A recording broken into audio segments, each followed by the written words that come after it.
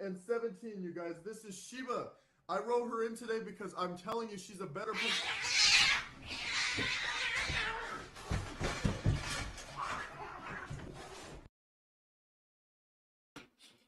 It's so silly. It's that one.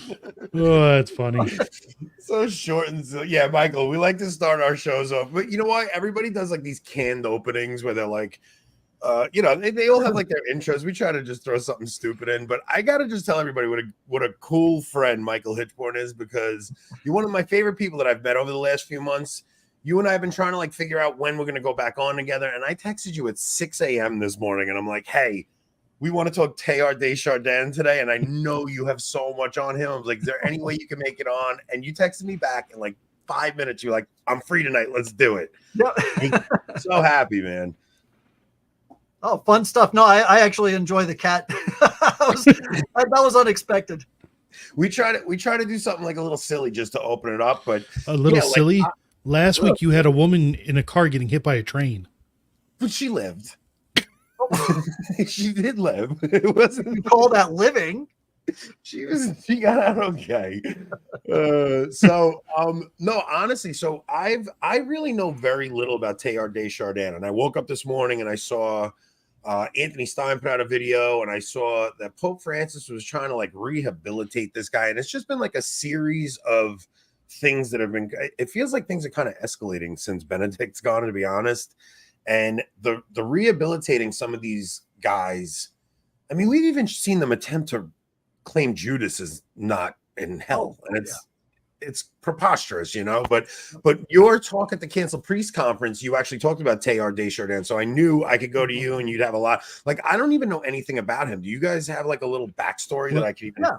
So I think first off, the reason why it's important for them to rehabilitate Teilhard as opposed to others they have done that with is that Teilhard's his errors really are the underpinning for all of their whole development of doctrine, for all their evolution of doctrine. Without Teilhard and his theories, they don't have any real basis for it. So he was an evolution of dogma guy.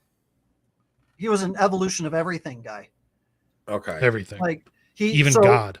Exactly. So Teilhard's position was that not only is the universe evolving, so going from no matter to matter, to the evolution of life, to the evolution of various things, to the evolution of God.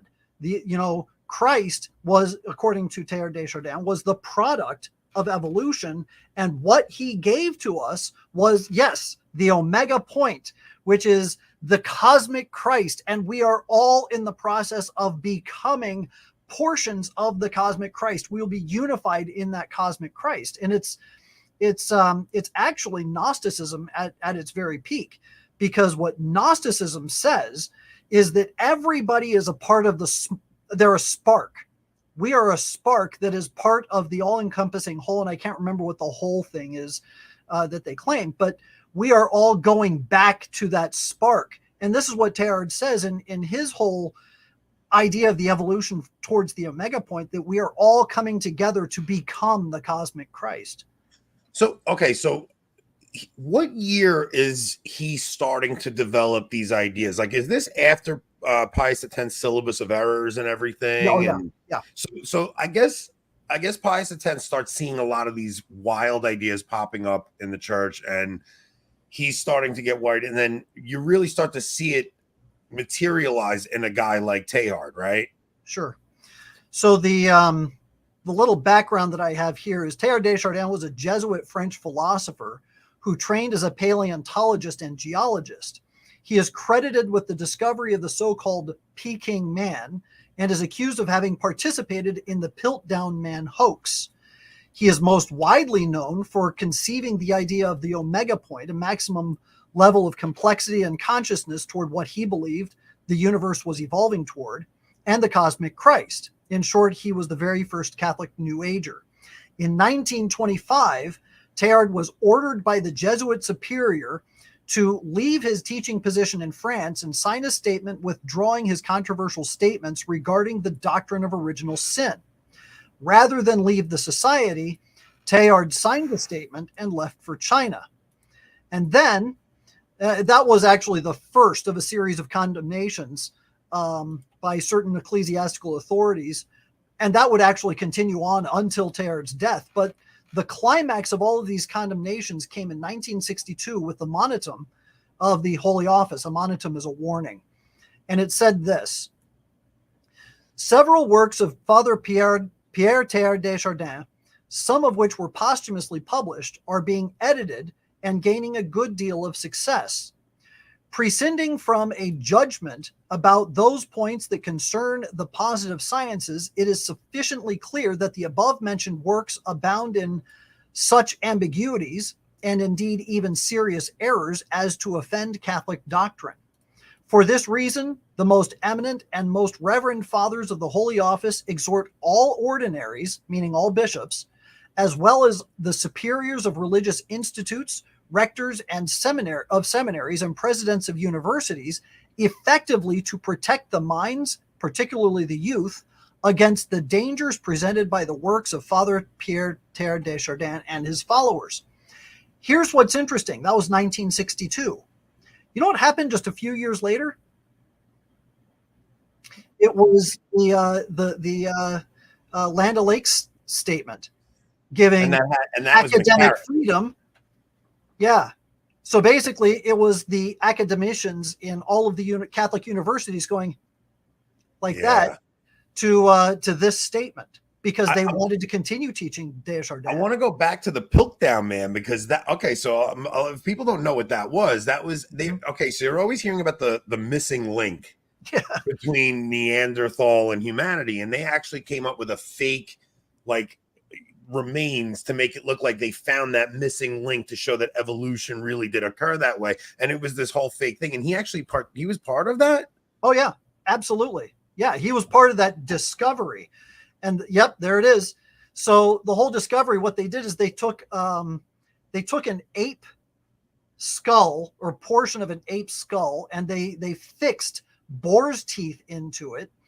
And they also they did something else. I think they took the jaw of an orangutan to put on a chimpanzee's skull. I think that's what it was. But they were mix matching bones intentionally. They even tried to age them so that they would have the appearance of age when they really didn't. And the whole idea was that we've discovered the missing link, that this now is a new evolutionary step between species. It really shows you just like how much is riding on evolution itself for the new things that are coming about. Because we named the episode Prophets of the New Religion, because so much of this really does culminate in the nouveau theology, right? Like in the new theology that they start playing around with at the Second Vatican Council. Because I think even Ratzinger said, like, we were just bored of Thomism essentially, and they wanted to just start playing around with these new ideas. And it just strikes me as strange that you're starting to see, because I know Ratzinger had early on said he was kind of misunderstood, but then later walked some of that back, right? Well, Ratzinger said that, and actually so did I think it was John Paul II, who actually had some positive things to say about de Chardin. Even Fulton Sheen said some positive things about de Chardin. I think Fulton Sheen said that de Chardin will actually later on be recognized as a doctor of the church, which I think is just awful. Because if you read his works, it's garbage. It's awful stuff. I don't know if it was you or Rob was telling me that, like, he actually denied original sin, right? He did. And In fact, he hated St. Augustine. Yeah, he hated St. Augustine. I've got some quotes here. Let's hear them. I want to, because we do have others. We're going to touch on a few other stories, because this all kind of relates to a couple of the things that have been in the news about Francis this week. Like, even the whole reason he mentioned Genghis Khan today had to do with Teilhard de Chardin, you were telling me, right? Yep. Yeah, I'll get into that in a little bit, but because Okay. there's a lot to that particular part of the story. But here's some quotes. This is from a conference he gave in 1947. Quote, "I do not think God should be worshipped." From a similar conference, the date not given, he said, "Very definitely there was no Adam and Eve and no original sin." In 1927, he wrote a letter, February 14th, 1927, and this says, "Rome does not want me to return to my professorship. They do not seem to have taken a dislike to me, far from it, but they want to save religion. I would take enormous delight in breaking all ties." In other words, breaking all ties with the church. And just being excommunicated, laicized. Yep. In a letter that he wrote in 1936, he said, "What increasingly dominates my interest is the effort to establish within myself and to diffuse around me a new religion. Let's call it an improved Christianity, whose personal God is no longer the great Neolithic landowner of times gone by, but the soul of the world." And that is a direct reference back to his experience in the Ordos Desert, which we'll talk about a little bit later. I got more if you want more. Yeah. Give us a few more, because that actually, the soul of the world actually relates to your talk that you gave at the coalition, right? Yep. Okay. Yep.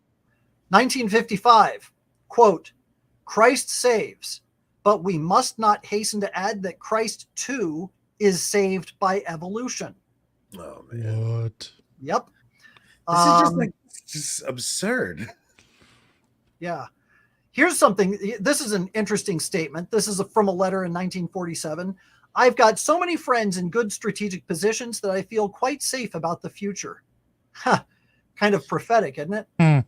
So he says that Christ too is saved by evolution. Now, you also had one of Francis's high-ranking people this week made a comment about Jesus being saved in the moment by the woman or something, right? Wasn't there something? Yeah. It was some crazy thing this week in one of his homilies or something. And you're starting to see like all these different streams of thought that would have been condemned. Even they probably would have even been condemned under the previous two pontificates.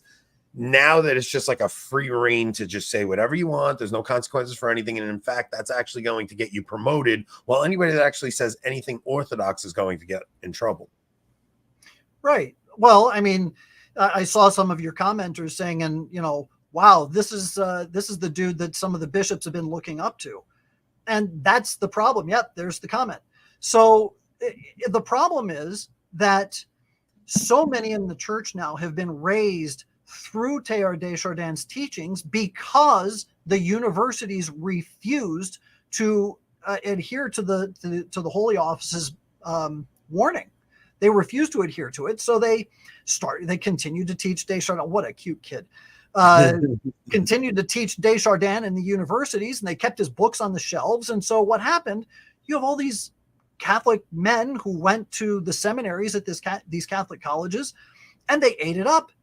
And they went back and they went into seminary, and they got it in seminary also. And so then they were ordained and they got raised through the ranks of the bishopric. And now these men are our bishops, and they're the ones who are leading the church. And obviously Pope Francis has been raised in the same mindset.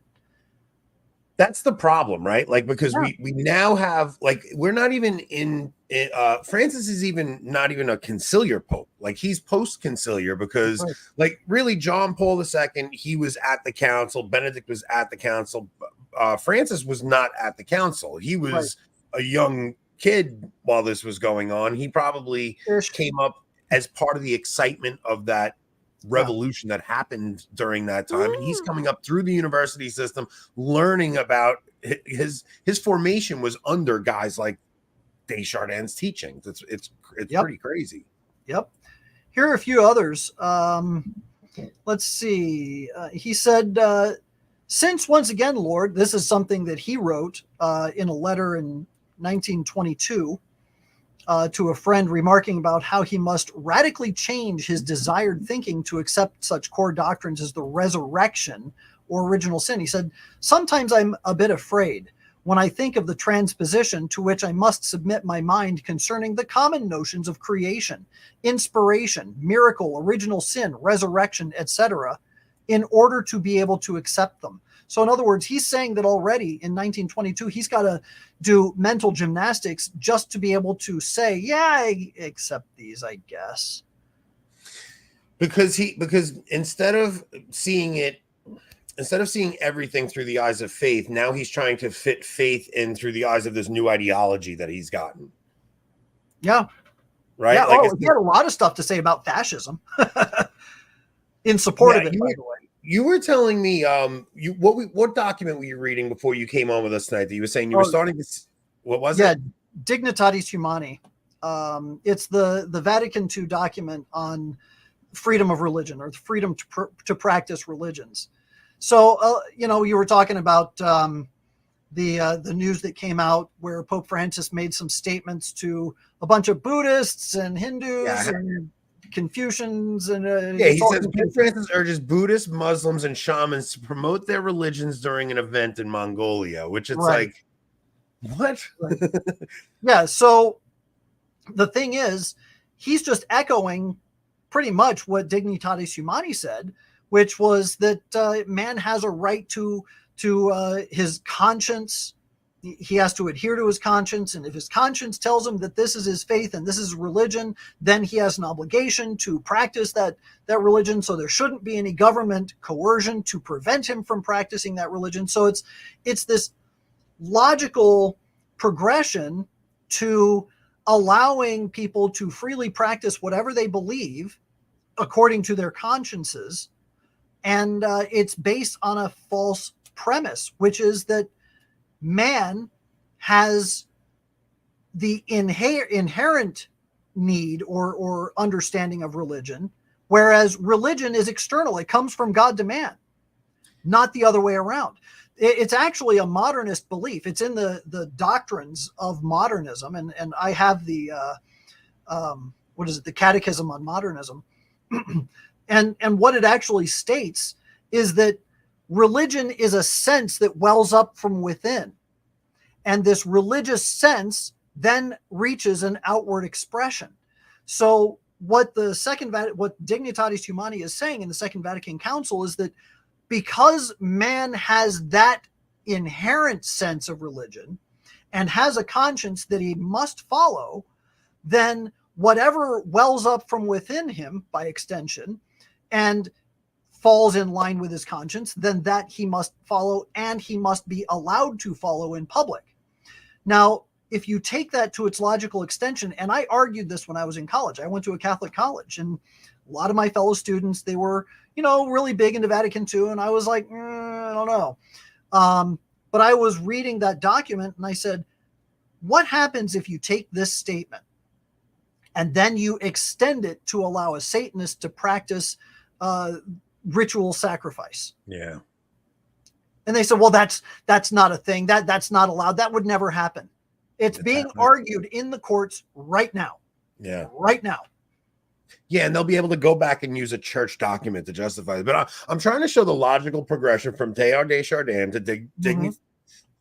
Dignitatis, whatever it is, to the Assisi meetings, to Pachamama, to the document on human fraternity, to today Pope Francis urges Buddhists, Muslims, shamans to promote their religions during an event in Mongolia. Now, it really is this thing that wells up from Teilhard de Chardin, originates, and it just flows in, and you see these things really do start long before the council. And you were saying that the reason Francis brought up Genghis Khan today is because Teilhard de Chardin, while he was in the desert in Mongolia, something happened to him while he was there. Yep. So on August 8th in 1919, he wrote about an experience that he had in the Ordos desert where he encountered this thing. He called it the thing. And what the thing revealed itself to be is the spirit of the world. So the spirit of the world is, in essence, it's Mother Nature. And it's fascinating because so you have to understand some of what he wrote. This whole section of what he wrote, it's autobiographical. He was in the Ordos desert. He was with a companion. They were traveling, and he would often say mass actually without any of the aspects of mass like bread or wine, and he would make an offering to God of the world. And as he would do this, when he was in the Ordos desert, that's when he noticed this thing kind of floating around, and it zipped over to him. And then he had a conversation with it. He wrote this whole section oddly in the third person. So he's kind of talking about it as if he's watching it happen. But the fact of the matter is he's talking about an experience he himself. Do you think he was taking any hallucinogens while he was there? Or do you think he just had like a demonic encounter? No, I honestly believe that it was a demonic encounter. And the reason is because the thing entered into him. And he talked about it entering into him. Let me go over a couple of aspects of this, because he asked it, what are you? Or who are you? He said, so this thing talking to him said, you called me, here I am, driven by the Spirit far from humanity's caravan routes. You dared to venture into the untouched wilderness, grown weary of abstractions, of attenuations, of the wordiness of social life. You wanted to pit yourself against reality, entire and untamed. You had need of me in order to grow, and I was waiting for you in order to be made holy. So that's a strange thing to say. Then it said, always you have, without knowing it, desired me, and always I have been drawing you to me. And now I am established on you for life or for death. You can never go back, never return to commonplace gratifications or untroubled worship. He who has once seen me can never forget me. He must either damn himself with me or save me with himself. And then de Chardin asks, O you who are divine and mighty, what is your name? Speak. And it starts off by saying, I am the fire that consumes. Does that sound familiar? Because it sounds like... Is he trying to compare himself to the burning bush, or? Exactly. I am the fire that consumes. This is the opposite of the burning bush. Yeah. Because our Lord who appeared in the burning bush was the fire that did not consume. Yeah. So he's the fire that consumes. But what else is interesting, he starts off with the phrase, I am. So it's a blasphemous statement. Yeah. I am the fire that consumes. At the burning bush, God said, I am who am. So then he goes on, I am the fire that consumes and the water that overthrows. Does that sound familiar? The flood? Try Revelations 12, where the serpent cast out of its mouth after the woman water as it were a river, that he might cause her to be carried away by the river. So he's the water that overflows. He also says, I am the love that initiates, whereas Christ is the love that fulfills or that consummates. Yeah, you can see it's all of this is a mocking, all of aping. Yeah. He says, I am the truth that passes away. And this is converse with what our Lord said. I am the way, the truth, and the life, and heaven and earth shall pass, but my words shall not pass. He says, all that compels acceptance and all that brings renewal, all that breaks apart and all that binds together, breaking apart, binding together. What is that? That's salve et coagula, that occult statement, salve et coagula, breaking down and rebuilding. Power, experiment, progress, matter. All this am I. And it just goes on and on and on. But it's you were showing a connection between Teilhard and who was it in your talk? William Butler Yeats. Okay. Now, what was the connection you were showing between them? Because they were both talking about like the spiritus mundi, like the spirit of the world, right? Yep. So in Yeats's poem, which I have up here. Real quick, Michael, did he write this down and release it then, or is this from after his death? You mean Teilhard's Yes, That de poem. Chardin. I believe it was published posthumously. Okay. Yeah, I believe it was published posthumously. The Second Coming, it's a short poem. It's turning and turning in the widening gyre. A gyre is a whirlwind. The falcon cannot hear the falconer. Things fall apart, the center cannot hold. Mere anarchy is loosed upon the world. The blood-dimmed tide is loosed, and everywhere the ceremony of innocence is drowned. The best lack all conviction, while the worst are full of passionate intensity. Surely, some revelation is at hand. Surely the second coming is at hand. The second coming. Hardly are those words out when a vast image out of spiritus mundi troubles my sight, a waste of desert sand. So it was the spiritus mundi, because what the thing revealed to Teilhard de Chardin was, I am the spirit of the world. That's what spiritus mundi means. Troubles my sight, a waste of desert sand. He had this vision in the desert. A shape with lion body and the head of a man, a gaze blank and pitiless as the sun. It is moving its slow thighs, while all about it wind shadows of the indigent birds, desert birds.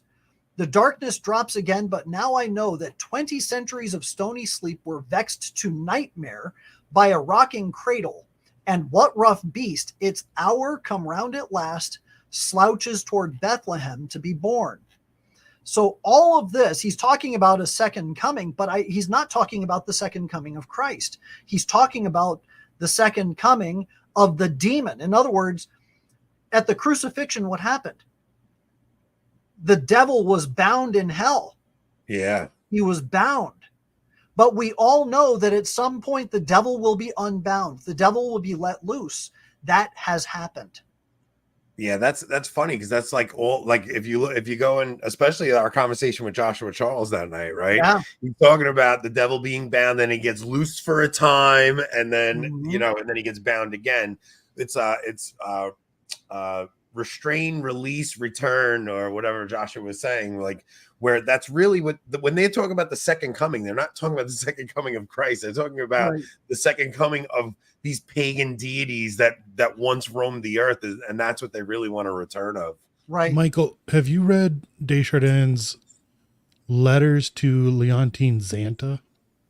A while ago. I have some quotes from those letters in my notes here. Yeah, apparently it was a cousin, and he writes to him, "What dominates my interest increasingly is the effort to establish in me and define around me a new religion." New religion. Mm-hmm. Yep. Well, they're getting it now, right? I mean, this is what we see popping up all around us. It's really wild. I just don't. So, Rob, you were saying at the beginning of the episode, you think that there's like a specific reason why they're trying to rehabilitate him. You think it's so that they could justify all the things that they're doing right now? Well, I mean, if we have the Synod coming up in October, starting in October, and if they're going to try to, what was that, Michael? Yeah, I was just going to say, going back to the Pachamama for just a moment, I want to read to you kind of some of the last things here that I pulled from that particular segment of what he wrote. He said, turning his eyes resolutely away from what was receding from him, he surrendered himself in a superabounding faith to the wind which was sweeping the universe onwards. And now in the heat of the whirling cloud, a light was growing, a light in which there was the tenderness and the mobility of a human glance. And from it, there spread a warmth which was not now like the harsh heat radiating from a furnace, but like the opulent warmth which emanates from a human body. What had been a blind and feral immensity was now becoming expressive and personal, and his hitherto amorphous expanses were being molded into features of an ineffable face. So you're starting to see a face coming about in all of this. A being was taking form in the totality of space, a being with the attractive power of a soul, palpable like a body, vast as the sky, a being which mingled with things yet remained distinct from them, a being of a higher order than the substance of things with which it was adorned, yet taking shape within them. The rising sun was being born in the heart of the world. God was shining forth from the summit of the world of matter, whose waves were carrying upon up to him the world of spirit. So all of this, if you think back to William Butler Yeats's poem talking about this thing waiting to be born, if you look at the image of the Pachamama, what is it? It's a pregnant woman. And if you understand the mythology of the Pachamama, the spirit within the Pachamama is a serpent. So all of this is the devil being reborn and coming back and controlling the world again. That's what the whole thing is all about. So somebody asked a question about Pachamama, Rob. Pull that up real quick. So question for Michael. Lots of Pope-splainers gaslight Catholics on Pachamama. Why do you think they do this, and why are they wrong? I mean, I have 100 opinions on this, but that question's for you, Michael. What do you think? Well, for one thing, we know for a fact that the Pachamama is a demon. The Pachamama is a deity. It's an earth deity. This isn't just some, people are sacrificed to. Yeah, they actually performed human sacrifices to this thing. They didn't. In fact, if you look at some of the prayers, and I mean, these were published in Catholic publications. Even I'll see if I can pull it up while you're talking at some point.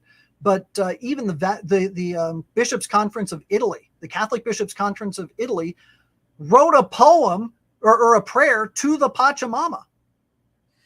That's idolatry.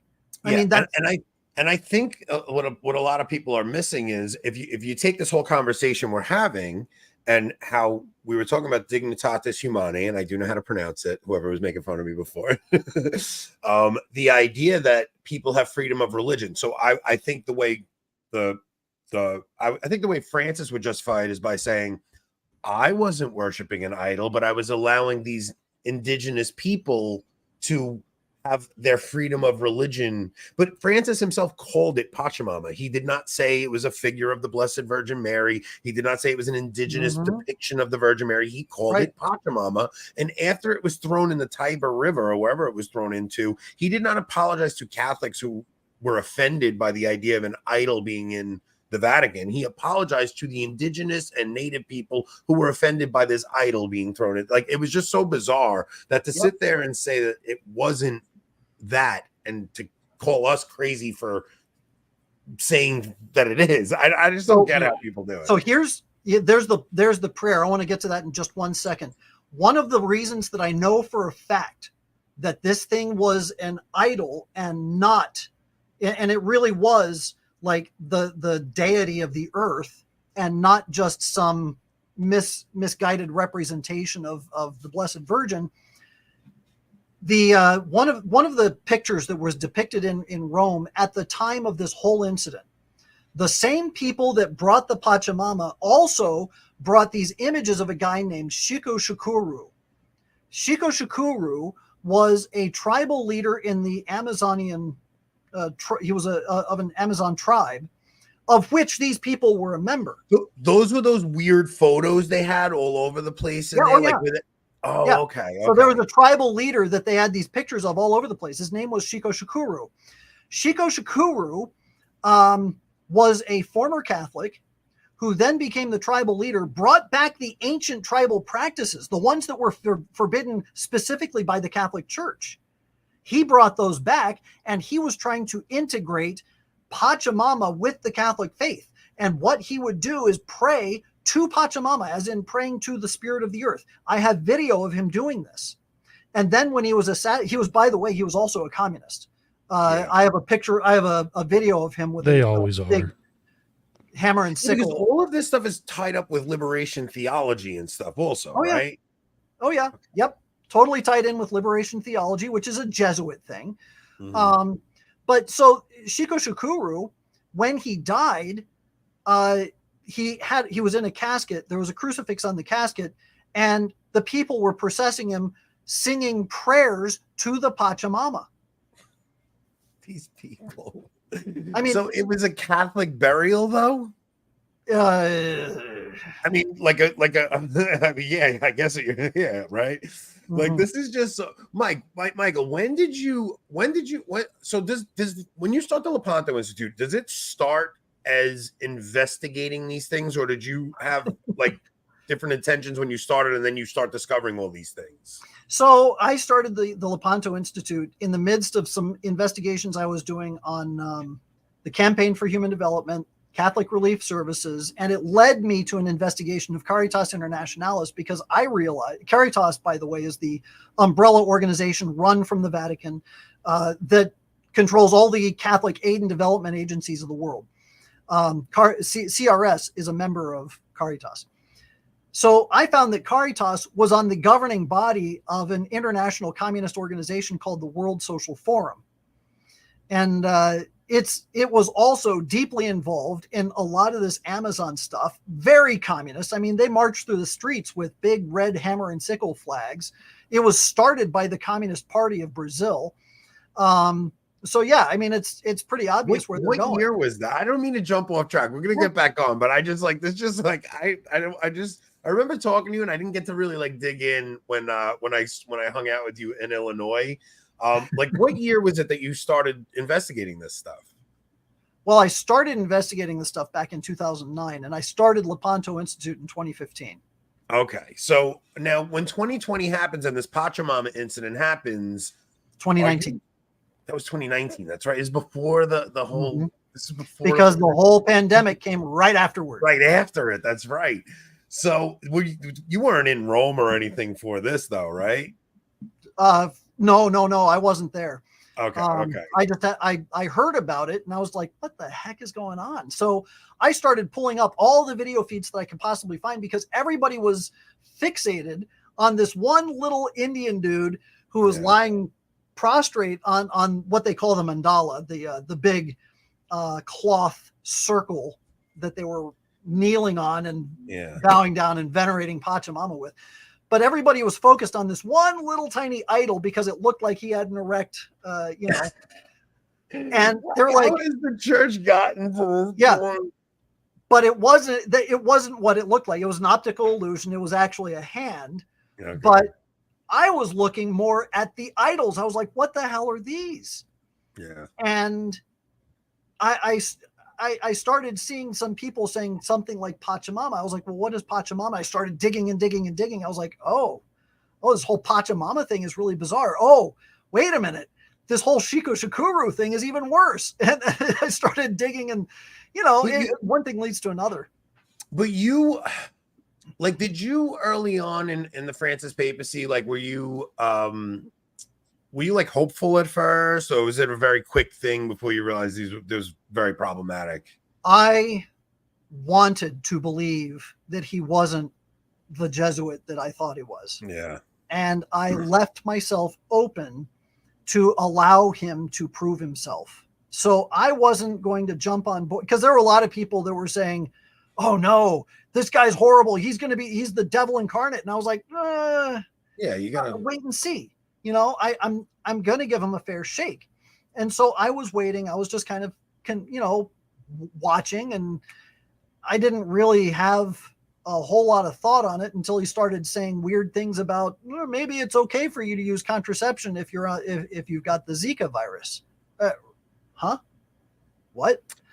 And I started paying a little bit more attention, going, oh, you're saying things that I don't, this doesn't. You want to know what's funny though about that, right? So he makes that comment about the Zika virus, and we're all waiting for, like, okay, so after Benedict makes the comment, Benedict made a comment about if somebody has HIV or something like that, and they wear a condom. He's talking about male prostitutes. Right. It could be the first act of somebody having like their conscience kick in. So like right after Benedict makes the comment, people jump on it, and then you get a Vatican press release to explain it further and try to backtrack it. Right. Francis makes the Zika comment. There's no backtracking whatsoever. He's just like, let it linger, let it sit there, let it just sit. Well, not only that, but he predicated the whole thing on a falsehood. He said that Paul VI was allowing nuns to use condoms to avoid rape. That never happened. There's no record of that at all. And how would that even what they're about to have that happen to them, and they hand one to the guy that's doing it? Like, right. what a strange scenario to even bring up. But my point was like, so Francis makes a comment to these Russian kids the other day saying, never forget your heritage, remember Peter the First, and all these things. Everybody freaks out, and right away the Vatican press office comes back out and they're like, please, no, that's not what he meant. And so they're so worried about being a liberal backlash for some kind of comment taken out of context about, colonialism or something. They'll jump to correct something like that. But anything that has to do with the moral law or anything that has to do with upending some Catholic moral teaching, they just let it linger and they just let it sit there. Oh, me too. I could talk to Michael all day. So this all culminates in Francis coming back on a flight. And he makes this comment. I just want to hear if you guys even understand what this means. So on the flight back from Mongolia, Pope Francis was asked what he thought about the book, The Synodal Process is a Pandora's Box. In response, he recalled a conversation he had with a Carmelite prioress who told him they were afraid he was going to change doctrine through the Synod. This is Francis now. If you go to the root of these ideas, you will find ideologies.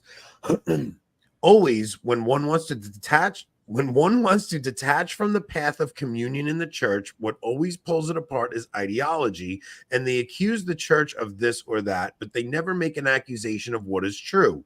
It is made up of sinners. They never speak of sin. They defend a doctrine like distilled water that has no taste and is not true Catholic doctrine. That is in the creed. Like, I don't even know what he's talking about so far, but and that very often scandalizes. How scandalous is the idea that God became flesh, that God became man, that Our Lady kept her virginity? This scandalizes. None of those things scandalize Catholics. Not the creed, not that God became man, not that Our Lady was a virgin, none of those things. Right. So if you go to the root of these ideas, you find ideologies always when one wants to detach from the path of communion in the church. What he basically said a whole bunch of words, but did not say anything about whether he's going to try and change doctrine. Yep, that's right. He is a master of deflection. He doesn't answer the question. He doesn't answer any questions. If you go back and you look through his interviews, he doesn't actually say anything of any substance.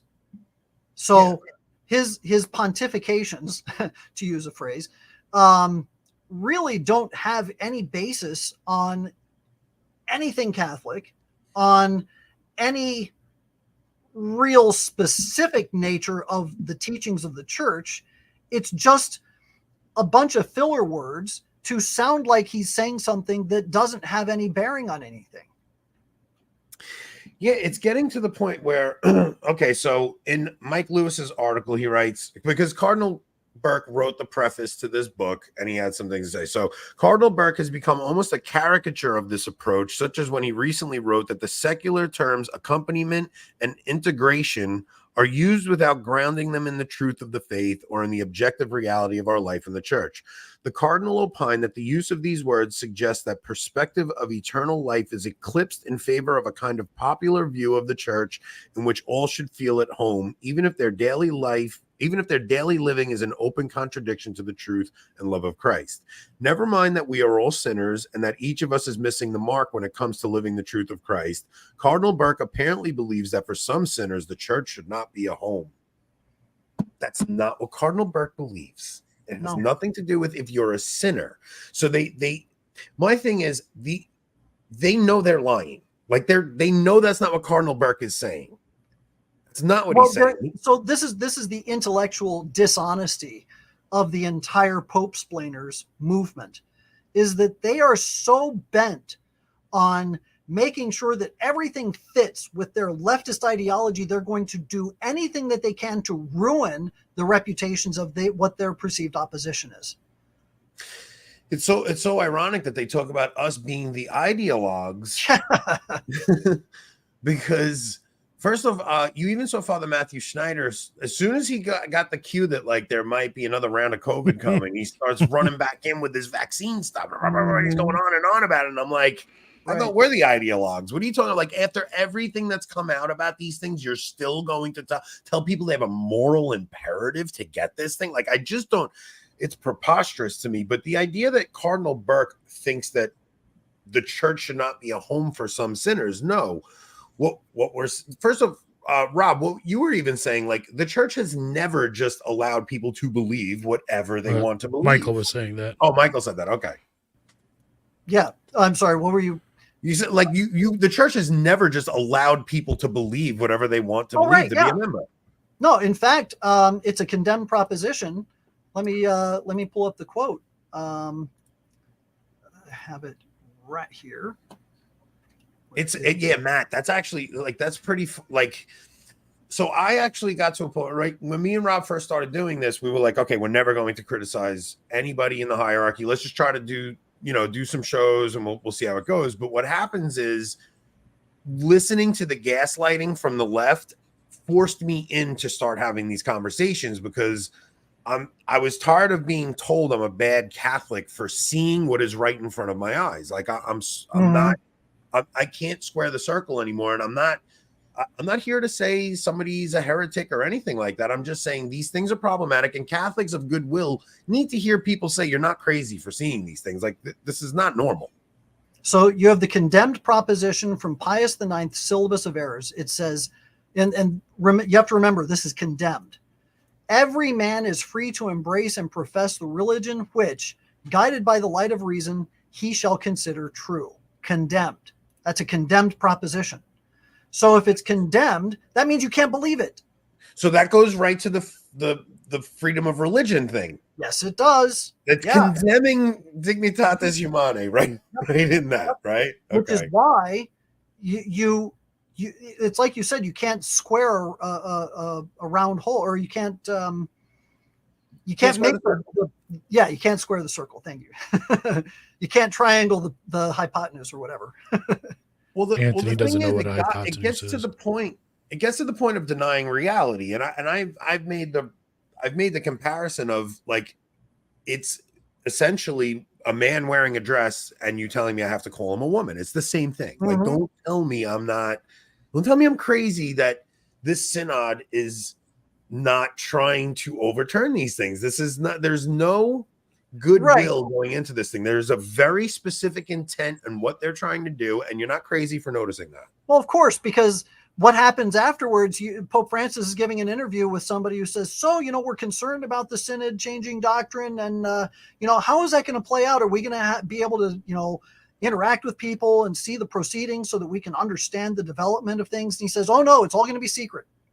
It's all going to happen behind closed doors. So trust us. It's going to be good, guys. So it's not going to be open to reporters to let us know these conversations that are having. And his thing is, he says, well, no, people have to be free to have these conversations openly. So when somebody says, are you going to change doctrine? We're very worried that you're going to. He doesn't say, no, that's not. The church's doctrine is settled. We just want people to be able to voice their opinions, and we're going to try and show. It's just. Well, and you have to understand, this is why it all comes back to Teilhard de Chardin. It all comes back to the modernist belief that that doctrine and dogma evolves. In fact, Pope Francis used that very word last week. This week. No, last week. It was last week. It was last week where he actually said the phrase evolution of dogma, which is condemned also in the Syllabus of Errors. Well, I mean, the thing is, no, it's in Pacendi. In Pacendi, it's condemned. Pacendi is where it's condemned. Evolution, by its very nature, supposes that one thing can become something else. That's what evolution suggests. Development is like a child growing into a toddler, or an acorn growing into a sapling. That's development, because it's still operating within species, and it's still the growth of what already is. And it's within the blueprint, within the DNA of the substance itself. But when you're talking about evolution, you're talking about a human sprouting feathers. Yeah. And saying, well, that's an evolution of doctrine. Mutation. That's false. You can't do it, because it contradicts the very DNA of the idea itself. Yeah. Yeah, and evolution itself, even biological evolution, is preposterous for those same reasons. Sure. A thing can't become something different than it is. Like, you can have a creature can adapt, right? So when they brought Bohr from Europe to America, they develop tusks over 100 or 200 years, but that boar doesn't become a frog or it doesn't become a dog, right? It's not, there's no mutation that's going to happen where it becomes a different creature. So but this is why all of this is so connected with the trans movement. Why is the Synod so focused on accepting transsexuals? Yeah. So they're talking about the evolution of doctrine, and they're talking about the acceptance of transsexuals. It's almost in the same sentence. So why the connection? And it all goes back to the very idea that something can become what it isn't. And it has to do with the very first fall in all of history. And that was the fall of Lucifer. What did Lucifer say? I will become like God. Oh, yeah. I will become. That's a statement of transition. Yeah. He's the first trans being. So then he gets kicked out of heaven. He goes to Eden. And what does he say to Eve? Oh, you're not going to die. You will become like gods, plural, meaning lowercase g. So he's telling Eve, you can be something you're not. And then, of course, all through human history, you have these chimeras, which are, like dog-headed men and that kind of thing. Then you have the idea of evolution, and you have alchemy, which says you can transmute lead into gold. Okay. All of this idea of changing the nature of a thing is based on a false principle. God created everything according to its own kind. There is no transition of nature. And this also goes into not just the trans issue at the Synod, but also deaconesses at the Synod, and which is also going to get into, because once they push that, they're going to look for an ordained priestess. Like this is all about the nature of man and woman that they're trying to upend. And we were even talking about it a little bit in the green room before the show. The idea that because I saw a quote from a woman saying, I'm already doing all the work of a priest. I'm doing all this stuff. Why don't I get the title?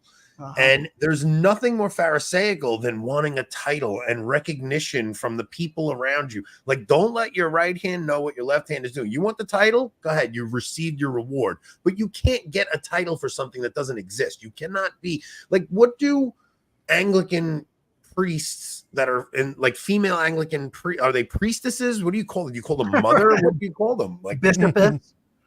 Yeah, what they don't have, like, you call a priest father, but what do you call the priestess?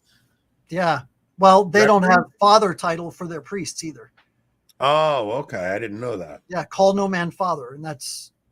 Oh, okay, I didn't even know. I thought they kept that in the Anglican Church. I guess not. Kennedy knows what you call them.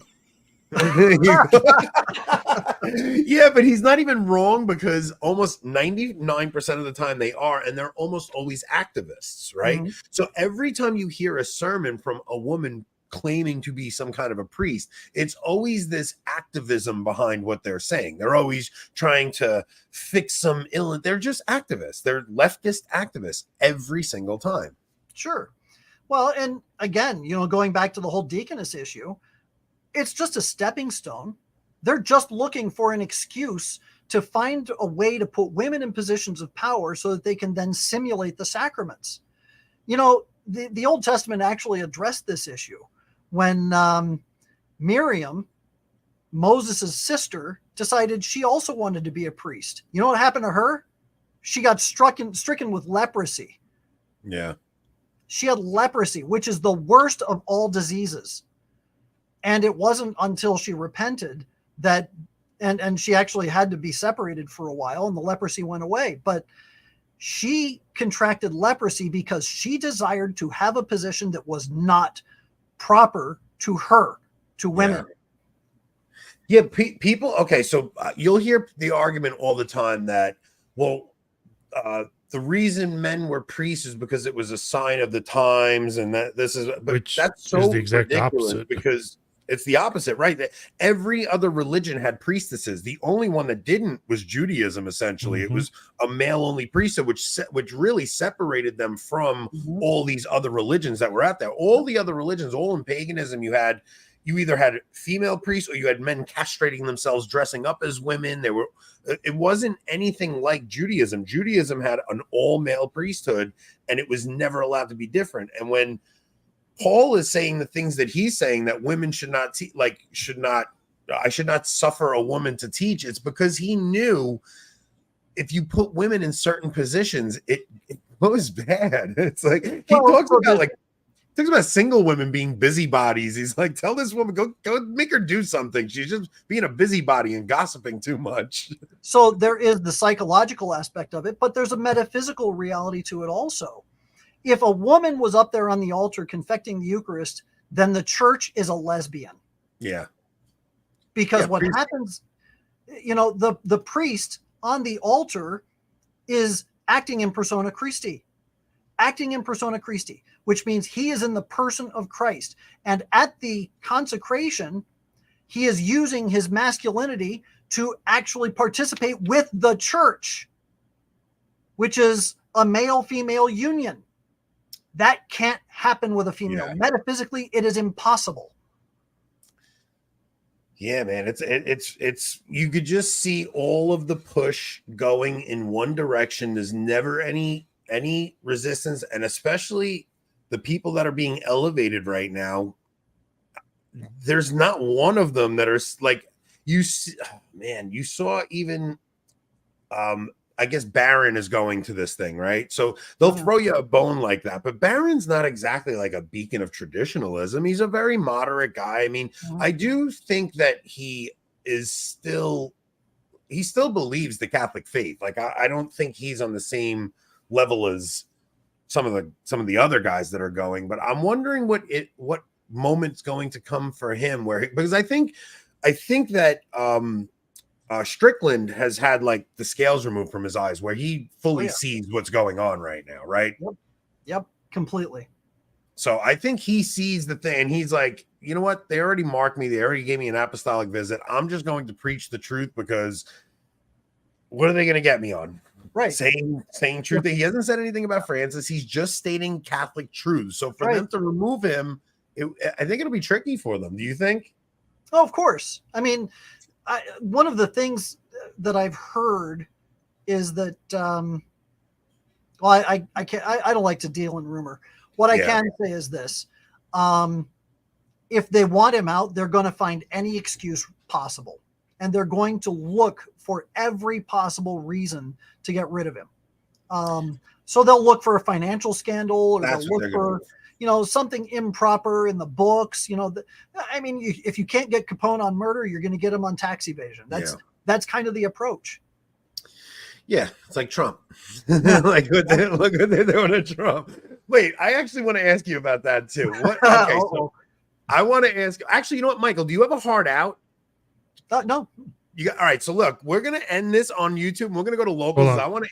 All right, we're not immediately, but we go over to locals. We can get a little more spicy, and I got to ask you some things that I can't ask you on YouTube because I'm very curious to know your evolution of thought over the past 10 years, and if anything's changed after the past few years. So go ahead, Rob. What'd you have? Well, we just got two questions here. We should get to. Of course. Okay. The first one was actually asked before the show even started. Someone was claiming that Teilhard advocated onanism.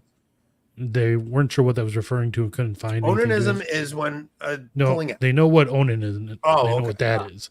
They're wondering where Teilhard may have condoned that. Yeah, I have heard that, but I've not been able to substantiate it. I can't find the. That's the least controversial thing I heard all night. I mean, he's talking about the demonic here, so I can't imagine. Well, so was onanism actually, but yeah. And then Nick from the Traditional Thomist wants to know, in your opinion, what should we do if or when the Synod actually attempts to change doctrine? Okay, so he's asking on a practical level. Yep. Quite honestly, let's take a worst case scenario. Let's say that they not only declare that women can be deacons, but they also declare that homosexual relationships are now an integral part of the Christian life, and that transgenderism is a possible thing, and we have to accept them as they are. Let's say that all of that is now something that's put forward. You still stand on truth, and truth is its own defense. So the minute they start putting forth these ideologies, you don't participate in it. If it comes down to how the mass is being performed, well, unfortunately, it has the potential to invalidate masses, at which point you can't go. Yeah. And you wind up in the same situation that the Christians were in, or the Catholics were in Akita, Japan, after the shogunate shut down the borders, and they kicked out all the Catholic priests, and you had Catholics who were in Japan for 250 years without any priests. But you know what? They passed down the faith, family member to family member, for 250 years by reciting the rosary, having a veneration for Our Lady. They retained whatever books they possibly could. And so they would read their prayers from those books. They kept them in secret. And they would baptize their new babies. And that was the movie Silence, right? So the movie Silence, that movie is a terrible movie. Don't watch it. No, well, you can watch the first 80% of it. Yeah. And then turn the other. It's a beautiful movie up until like the last half hour. Because the whole point of that movie is that apostasy is okay. Yeah. Yeah. As long as you don't mean it. Right. It's terrible. I would say, yeah, okay, that could be a worst case scenario, but I don't think that will be how it goes. Just judging by how Francis does things, you're going to get you'll get wishy-washy statements that allow people to interpret in multiple different ways. You're just gonna get some ambiguity and some nonsense with a footnote or something like that, and it's going to be, on paper, the Catholic faith will remain the same, but in practice they're going to be blessing these unions in some way that they figured out how. But no, this is just for the ones that are chaste and living out there. But it's going to become a blessing of same-sex unions. That's just what's going to happen. Right. Because that's how everything happens. But all right, so we're going to jump over to locals, guys. It is free. You only get to comment if you're a paid member. I hope people do become a paid member, but you guys can watch where we're going for free. I want to get into some good stuff with Michael over there where we can actually talk a little freely. We don't have to use coded language. Coded language is so annoying on YouTube, man. We're gonna be able to actually have a real conversation when we get over there. So anybody that wants to join us, that's where we're headed. Please like, subscribe, share this video, and we'll see you guys on Locals.